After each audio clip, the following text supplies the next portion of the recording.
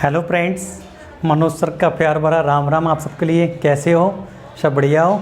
देखो बेटा, अभी अपन ने यूनिट 1 में चैप्टर 1 ख़त्म कर लिया था। अपन यूनिट 1 में चैप्टर 2 पढ़ रहे हैं। चैप्टर का नाम है विद्युत विभव। ठीक बेटा, ध्यान से देखेंगे। इस चैप्टर का पहला क्वेश्चन है, विभव और विभवांतर किसे कहते हैं, यह कैसी राशि है, इसका मात्रक और विमीय सूत्र बताओ। देखो बेटा, विभव क्या होता है और विभवांतर क्या होता है, ध्यान से समझो। विभव और विभवांतर लगभग एक जैसी राशियां होती हैं। देखो मैं समझाता हूं दोनों में केवल क्या अंतर होता है। Q को बोलते बेटा अपन आवेश।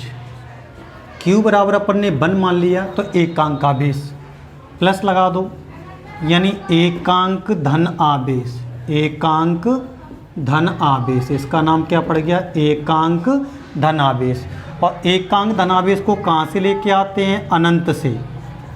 अनंत से विद्युत क्षेत्र के किसी बिंदु तक लेके आते हैं बेटा। अनंत से विद्युत क्षेत्र के किसी बिंदु तक लेके आते हैं।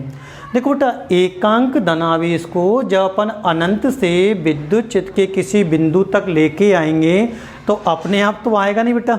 उसको लाने के लिए हमें क्या, कुछ ना कुछ कार्य करना पड़ेगा। उसको लाने के लिए हमें क्या करना पड़ेगा?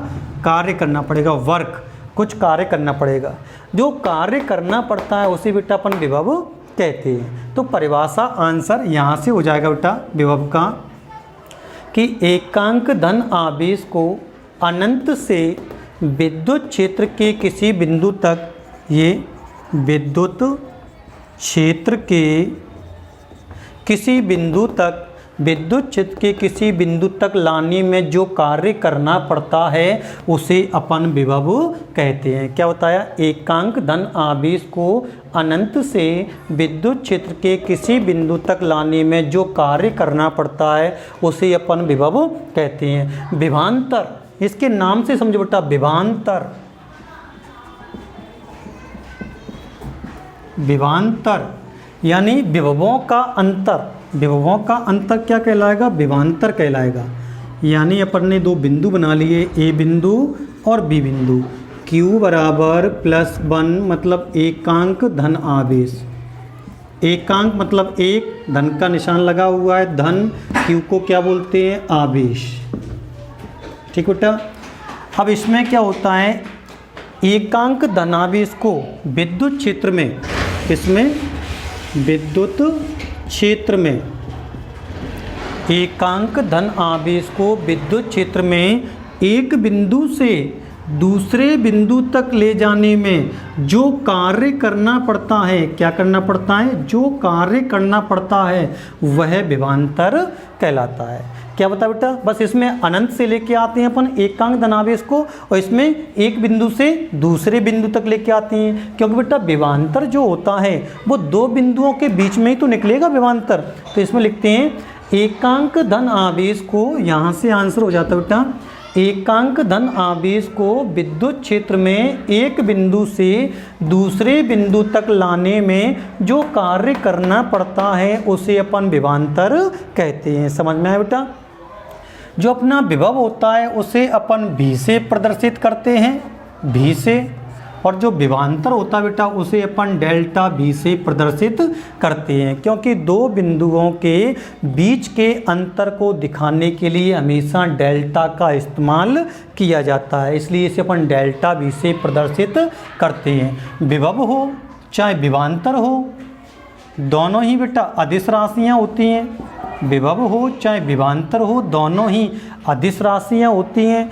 और दोनों का जो मात्रक होता है, विभव हो चाहे विभवांतर हो, दोनों का मात्रक क्या होता है? वोल्ट होता है। विभव हो चाहे विभवांतर हो, दोनों का मात्रक वोल्ट होता है। अब जैसे बेटा अपन विमीय सूत्र की बात करते हैं, किसकी? विमीय सूत्र। देखेंगे विमीय सूत्र, सिंपल सी दोनों के विमीय सूत्र सेम टू सेम रहते हैं। जैसे फॉर्मूले की बात करते हैं अपन, तो इसका विभव का फॉर्मूला होता है V बराबर W/Q। फॉर्मूले से ही मैंने आपको बताया था कि किसी भी फॉर्मूले से किसी की परिभाषा सुनाते हैं तो नीचे वाली चीज़ को हमेशा क्या मानते हैं, एकांक। इसलिए तो परिभाषा बन जाती है कि एकांक धन आवेश को अनंत से विद्युत क्षेत्र के किसी बिंदु तक लाने में जो कार्य करना पड़ता है, डब्ल्यू वर्क जो कार्य करना पड़ता है, उसे अपन विभव कहते हैं। अब इसके हिसाब से जैसे अपन V बराबर डब्ल्यू यानी कार्य, तो हमें कार्य का विमीय सूत्र मालूम होना चाहिए। मैंने आपको बेसिक जानकारी में लिखवाए थे सभी विमीय सूत्र। तो कार्य का होता है एम एल स्क्वायर टी की घात माइनस का 2। क्यू क्या है अपना आवेश, तो आवेश का क्या होता है ए टी। रखेंगे यहाँ बेटा डब्ल्यू की जगह क्या रखेंगे, एम एल स्क्वायर टी की घात माइनस 2। क्यू आवेश, आवेश की जगह क्या रखेंगे ए टी। तो भी हमारा ये है। विमीय सूत्र को सॉल्व करते समय मैंने आपको नियम सिखाए थे। सबसे पहले बेटा एम वाला अक्षर लिखते हैं, ये रहा हमारा एम वाला अक्षर। फिर दूसरा एल वाला लिखते हैं, तो ये रहा हमारा बेटा एल वाला। फिर तीसरा अक्षर टी वाला, टी पे घात 1 है, इसको ऊपर लेके जाएंगे, टी पे घात -1 हो जाएगा। और टी पे घात -1 टी पे घात -2 का इंटू होगा, तो टी पे घात -3 हो जाएगा, क्योंकि गुणा में घातें जुड़ती हैं। अब ए पे कोई घात नहीं है, 1 रहेगी बेटा, इसको ऊपर लेके जाएंगे तो क्या हो जाएगी, ए की घात -1 हो जाएगी बेटा। तो ये अपना विमीय सूत्र निकल के आ गया बेटा बड़ी आसानी से। जैसे इसका जो फॉर्मूला होता है सूत्र विभवांतर का, तो वो होता है अपना डेल्टा बी से नोट करते हैं, इसे बी से नोट करते थे तो भी लिख दिया, ऐसे डेल्टा बी से नोट करते हैं। तो इसका फॉर्मूला डेल्टा बी बराबर डब्ल्यू अपॉन क्यू। फार्मूला तो सेम है बेटा, W upon Q, W upon Q. तो इसका मतलब क्या हुआ कि जो इसका विमीय सूत्र निकल के आ गया बेटा, वही विमीय सूत्र विभवांतर का भी निकल कर आएगा। बात बेटा इतनी सी समझ में आ रही है। अब जैसे बात करते हैं बेटा कि विभव कितने प्रकार का होता है, तो विभव 2 प्रकार का होता है। विभव 2 प्रकार का, पहला होता है अपना धनात्मक विभव, धनात्मक विभव, और दूसरा होता है अपना ऋणात्मक विभव, ऋणात्मक विभव। विभव बेटा 2 प्रकार का होता है, एक होता है अपना धनात्मक विभव और एक होता है अपना ऋणात्मक विभव। चलो इसको भी इधर ही लिख देते हैं, ऋणात्मक विभव। विभव बेटा 2 प्रकार का मैंने आपको बताया, धनात्मक विभव और ऋणात्मक विभव। अब धनात्मक विभव क्या होता है और ऋणात्मक विभव क्या होता है, थोड़ा सा डिफरेंस दोनों में। अभी अपन ने देखा विभव क्या था बेटा अपना, एकांक धन आवेश को अनंत से विद्युत क्षेत्र के किसी बिंदु तक लाने में, किसी बिंदु तक लाने में जो कार्य करना पड़ता है उसे अपन विभव कहते हैं। क्या कहते हैं बेटा अपन, उसे अपन विभव कहते हैं। कैसे, एकांक धन आवेश को, एकांक धन आवेश को अनंत से विद्युत क्षेत्र के किसी बिंदु तक लाने में जो कार्य करना पड़ता है उसे अपन विभव कहते हैं। अब क्या होता है, 2 प्रकार का होता है, धनात्मक विभव और ऋणात्मक विभव। तो बेटा विद्युत बल के, क्या विद्युत बल के, विद्युत बल के विरुद्ध कार्य किया जाता है, विरुद्ध कार्य किया जाता है, तो वो धनात्मक विभव कहलाता है। अगर विद्युत बल के विरुद्ध कार्य किया जाता है तो वो धनात्मक विभव कहलाता है। और विद्युत बल द्वारा कार्य किया जाता है, विद्युत बल द्वारा कार्य किया जाता है, कार्य किया जाता है, तो वो कहलाता है ऋणात्मक विभव। तो बेटा 2 प्रकार के होते हैं, धनात्मक विभव और ऋणात्मक विभव।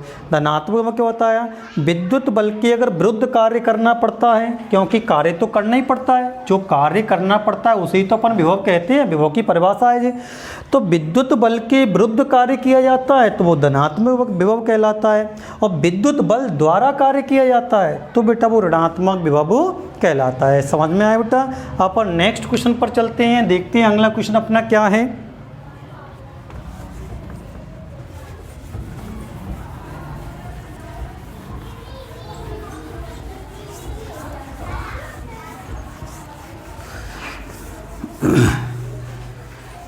इन थ्योरिकल क्वेश्चनों के आंसर रिवाइज करने के लिए, पढ़ने के लिए बेटा प्ले स्टोर से मेरी ऐप को डाउनलोड करें, उसमें सारे नोट्स लिखे हुए हैं। तो कभी भी आपको रिवीजन करना है इन क्वेश्चनों का तो आप मेरी ऐप पर जाके रिवाइज कर सकते हो।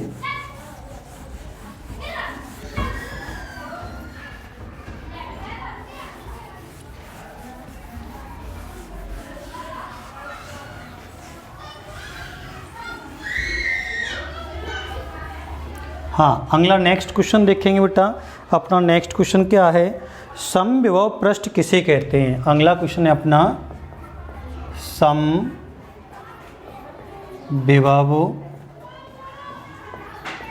पृष्ठ किसे कहते हैं, किसे कहते हैं। समविभव पृष्ठ किसे कहते हैं, इसके गुण भी लिखिए, इसके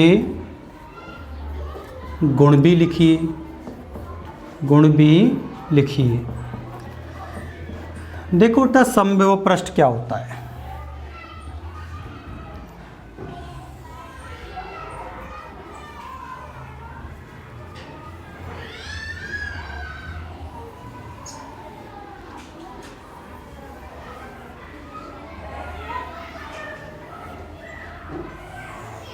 ये चित्र आपको बनाना नहीं है बोर्ड पेपर में, केवल आपको समझाने के लिए बेटा मैं बना रहा हूँ आपके सामने।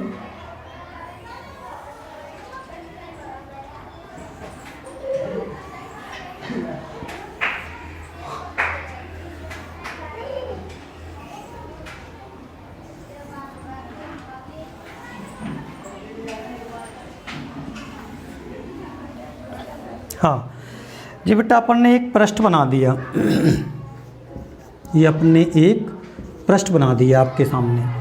अब देखेंगे बेटा, देखो उसके क्वेश्चन के नाम में ही उसका आंसर छुपा हुआ है, समविभव पृष्ठ। पृष्ठ का मतलब तो मैंने आपके सामने ये पृष्ठ बना दिया।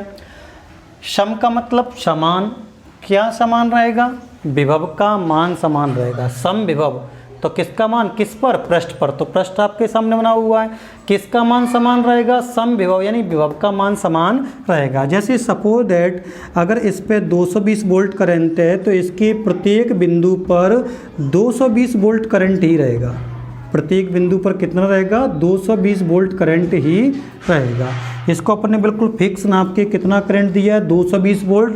तो इसके प्रत्येक बिंदु पर करंट कितना रहेगा, कोई भी बिंदु हो इसका, सभी बिंदुओं पर करंट कितना रहेगा, 220 वोल्ट ही रहेगा।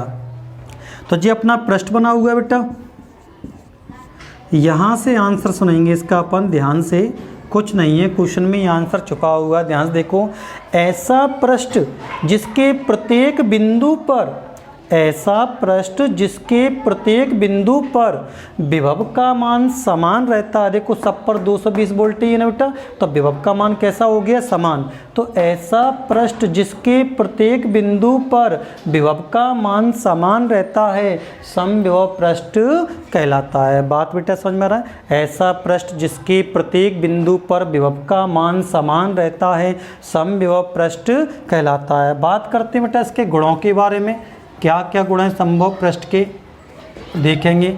सबसे पहला गुण तो समविभव पृष्ठ का ऐसा लिख सकते हो बेटा कि समविभव पृष्ठ के प्रत्येक बिंदु पर विभव का मान कैसा रहता है, समान। विभव कैसा रहता है, समान।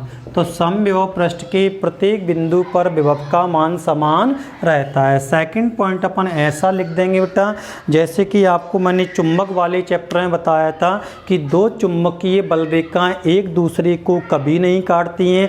इससे पहले चैप्टर 1 में ही बताया था मैंने आपको कि दो विद्युत बलरेखाएं एक दूसरे को कभी नहीं काटती हैं बेटा।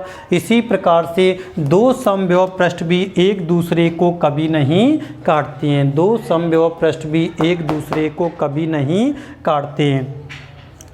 तीसरा पॉइंट अपन ऐसा लिख सकते हैं बेटा कि अपन देखेंगे यहाँ पर कि जो विद्युत बल रेखाएं होती हैं, विद्युत बल रेखाएं वो हमेशा समविभव पृष्ठ के लंबवत निकलती हैं, यानी 90 डिग्री का एंगल बनाते हुए निकलती हैं। तो विद्युत बल रेखा हमेशा समविभव पृष्ठ के कैसी निकलती हैं, लंबवत निकलती हैं।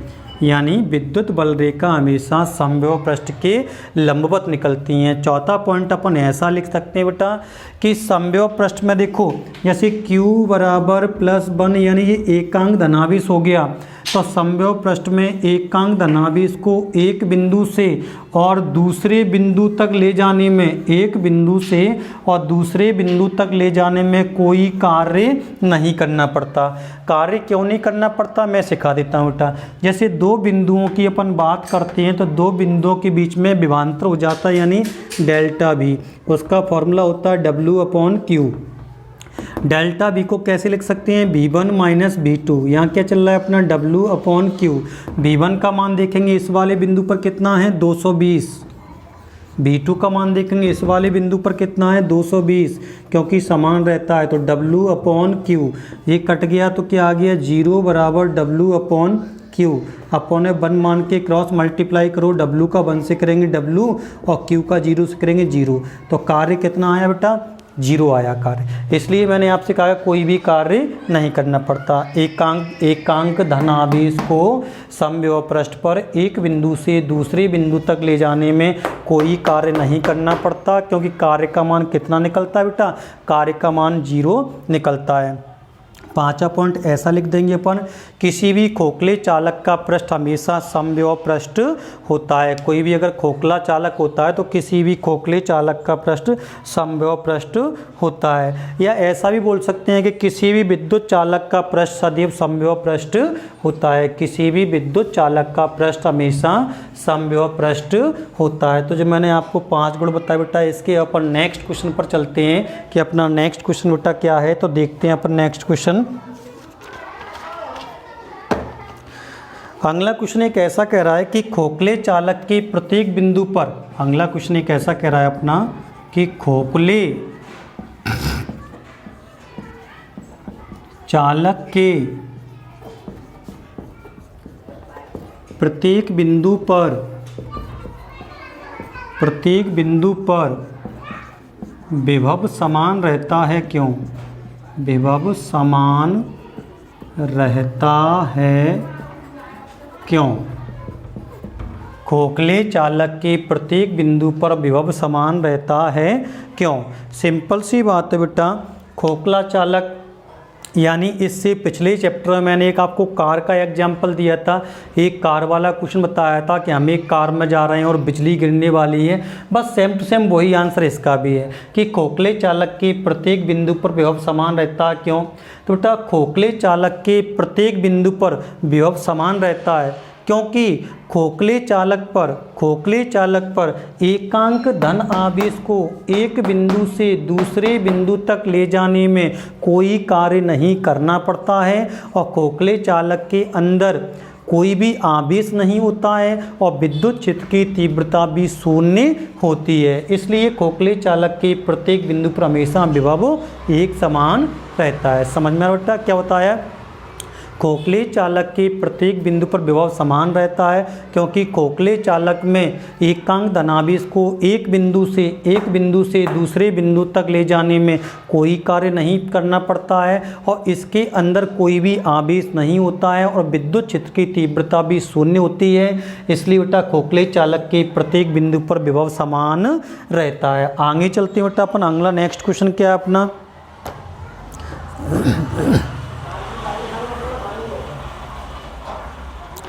इलेक्ट्रॉन वोल्ट किसे कहते हैं? अगला क्वेश्चन है अपना, इलेक्ट्रॉन वोल्ट किसे कहते हैं? इलेक्ट्रॉन वोल्ट किसे कहते हैं? इसकी बेटा एक और चीज़ भी आपको ध्यान होगी, कार वाले क्वेश्चन से पिछले चैप्टर में पढ़ाया था कि कोई भी खोखला चालक होता है तो उस पर संपूर्ण आवेश हमेशा बाहरी पृष्ठ पर रहता है। कोई भी खोखला चालक होता है तो उस पर संपूर्ण आवेश हमेशा बाहरी पृष्ठ पर रहता है, उसके अंदर कोई भी आवेश नहीं होता है, इसलिए उसके अंदर विद्युत क्षेत्र की तीव्रता शून्य होती है। और अभी मैंने बताया कि उस पर एकांक धनावेश को एक बिंदु से दूसरे बिंदु तक ले जाने में कोई कार्य नहीं करना पड़ता है, इसलिए खोखले चालक के प्रत्येक बिंदु पर विभव समान रहता है। अब बात करते हैं अपने इलेक्ट्रॉन वोल्ट किसे कहते हैं बेटा।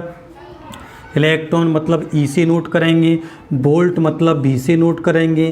तो पूरे इलेक्ट्रॉन वोल्ट को अपन ई वी से प्रदर्शित करते हैं। इलेक्ट्रॉन वोल्ट यानी इलेक्ट्रॉन मतलब ई, वोल्ट मतलब वी, तो इलेक्ट्रॉन वोल्ट को अपन ई वी से प्रदर्शित करते हैं। यह ऊर्जा का सबसे छोटा मात्रक होता है। क्या होता है? यह ऊर्जा का सबसे छोटा मात्रक होता है। इसकी परिभाषा ऐसी हो जाती है बेटा कि 1 वोल्ट के विभवांतर द्वारा, 1 वोल्ट के विभवांतर द्वारा इलेक्ट्रॉन को जितनी ऊर्जा प्राप्त होती है, 1 वोल्ट के विभवांतर द्वारा इलेक्ट्रॉन को जितनी ऊर्जा प्राप्त होती है उसे अपन इलेक्ट्रॉन वोल्ट कहते हैं। सिंपल सा आंसर बेटा। इलेक्ट्रॉन वोल्ट किसे कहते हैं? इलेक्ट्रॉन मतलब ई, वोल्ट मतलब भी, तो इसे ई वी से प्रदर्शित करते हैं बेटा। यह ऊर्जा का सबसे छोटा मात्रक होता है और 1 वोल्ट के विभवांतर द्वारा, इसकी परिभाषा ऐसी है, 1 वोल्ट के विभवांतर द्वारा इलेक्ट्रॉन को जितनी ऊर्जा प्राप्त होती है उसे अपन इलेक्ट्रॉन वोल्ट कहते हैं। आगे चलते हैं बेटा। नेक्स्ट क्वेश्चन अपना क्या है देखते हैं।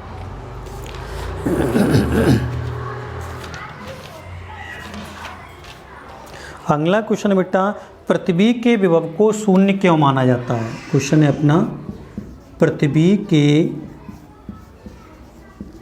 विभव को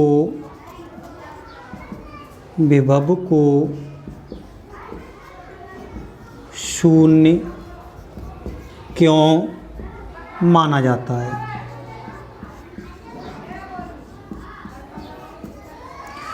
पृथ्वी के विभव को शून्य क्यों माना जाता है?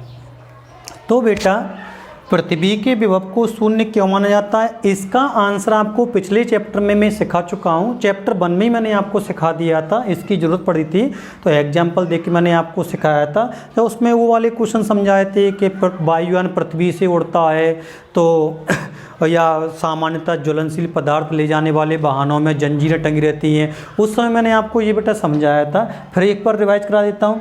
पृथ्वी के विभव को शून्य क्यों माना जाता है? तो आपको ध्यान होना चाहिए, मैंने बताया था आपको कि पृथ्वी इतना बड़ा चालक है, इतना विशाल चालक है, पृथ्वी इतना विशाल चालक है कि उसको कुछ आवेश दे दिया जाए या उससे कुछ आवेश ले लिया जाए, उसके विभव पर कोई फर्क नहीं पड़ता, इसलिए पृथ्वी के विभव को शून्य माना जाता है। तो सिंपल सा आंसर लिखना बेटा कि पृथ्वी इतना विशाल चालक है कि उसको कुछ आवेश दे दिया जाए या उससे कुछ आवेश ले लिया जाए, उसके विभव पर कोई फर्क नहीं पड़ता है। एग्जाम्पल मैंने समझाया था, जैसे समुद्र में से 4 बाल्टी पानी निकाल लिया जाए या 4 बाल्टी पानी डाल दिया जाए, उसके तल पर कोई प्रभाव नहीं पड़ता है। उसी प्रकार से हमारी पृथ्वी भी होती है कि पृथ्वी से चाहे आवेश को ले लो या पृथ्वी को आवेश को दे दो, उसके विभव पर कोई फर्क नहीं पड़ता है, इसलिए बेटा पृथ्वी के विभव को शून्य माना जाता है। अगला क्वेश्चन बेटा, अत्यधिक आवेशित धातु के पिंजरे में, अत्यधिक आवेशित धातु के पिंजरे में स्थित मनुष्य को बिजली का झटका नहीं लगता है, क्यों? अत्यधिक आवेशित धातु के पिंजरे में स्थित मनुष्य को बिजली का झटका नहीं लगता है, क्यों? तो बेटा सिंपल सी बात है, वैज्ञानिक फैराडे वगैरह और भी वैज्ञानिकों ने कई ने बताया हुआ है और आप जानते भी बेटा, जैसे मैंने पिछले चैप्टर में आपको कार वाला आंसर समझाया था, वही आंसर बेटा इसका है। सिंपल सी बात है, खोखला चालक होना चाहिए, कोई भी खोखला चालक होता है, खोखला पिंजरा हो, खोखला चालक हो। जैसे कार अपनी खोखली थी पिछले चैप्टर में, तो उसके दरवाजे खिड़कियां सब बंद कर लिए थे, तो भगवान की जो बिजली तड़क रही थी वो कार की बॉडी पर गिर रही थी और संपूर्ण आवेश खोखले चालक के ऊपरी पृष्ठ पर रहता है, बाहरी पृष्ठ पर रहता है और पूरा आवेश कहाँ समा जाता है? वो पृथ्वी में समा जाता है, इसलिए वो कार में बैठे वाले सभी व्यक्ति सुरक्षित रहते हैं। वही आंसर इसका बेटा कि खोखले चालक के अंदर स्थित मनुष्य को बिजली का झटका नहीं लगता है, क्यों?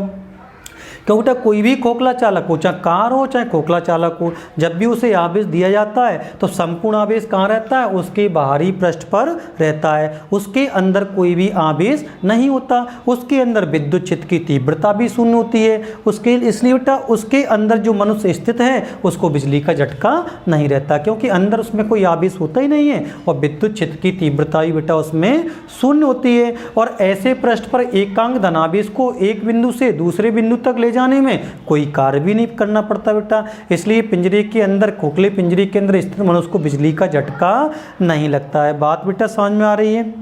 अभी मैंने आपको चैप्टर 2A के इतने सारे क्वेश्चन समझाए बेटा। आशा करता हूँ सभी क्वेश्चन आपको भली भांति समझ में आए होंगे।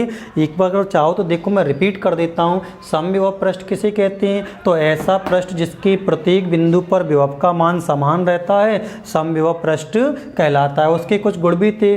समविभव पृष्ठ के प्रत्येक बिंदु पर विभव का मान समान रहता है। दो समविभव पृष्ठ एक दूसरे को कभी नहीं काटते हैं। विद्युत बल रेखा हमेशा समविभव पृष्ठ के लंबवत निकलती हैं। समविभव पृष्ठ पर एकांक धनावेश को एक बिंदु से दूसरे बिंदु तक ले जाने में कोई कार्य नहीं करना पड़ता है।